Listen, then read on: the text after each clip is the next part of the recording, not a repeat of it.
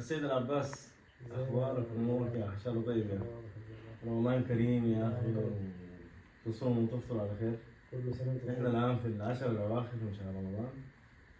ربنا ان شاء الله يعتقنا من النار. اللهم امين يا رب، يصلح حال البلاد ان شاء الله. امين ان شاء الله يا رب، ويصلح حال بلدنا يا رب. ان شاء الله يا رب.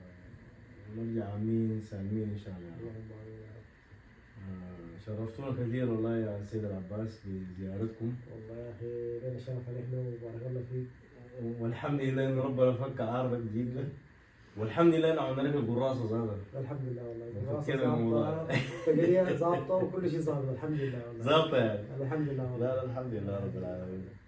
لكن بس انا اتذكر حاجة، انت قبل فترة كده حكيت لي حق قصة عمك حجازي لو تتذكر. سيد حجازي يعني. ايوه والله ذات قصه. الشباب اللي شوف قصه حجازي دي يعني عندها ارتباط برمضان بكذا، اللي هي البر. ايوه يعني حجازي ده كان من الناس البارين جدا بأمه بأبوه وكده. فحجازي كان بتذكر جاء أبوه كان في خرطوم، قال لي حجازي يا أخي والله عندي مشاكل في عيوني دي وبقيت ما بشوف كويس.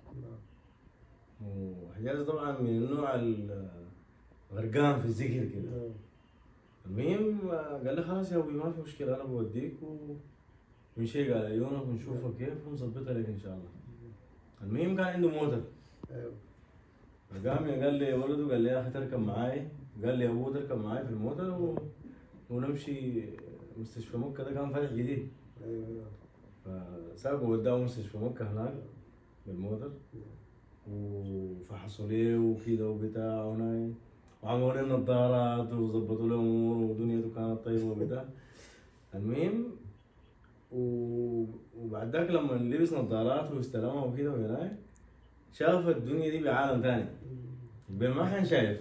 ايوه كان ما شايف. هاي وهم ماشيين على البيت كده راكب ورا ولد حجازي ده، فقال لي يا حجازي يا ولدي، قال لي عافي منك، قال لي والله دنيا واخره.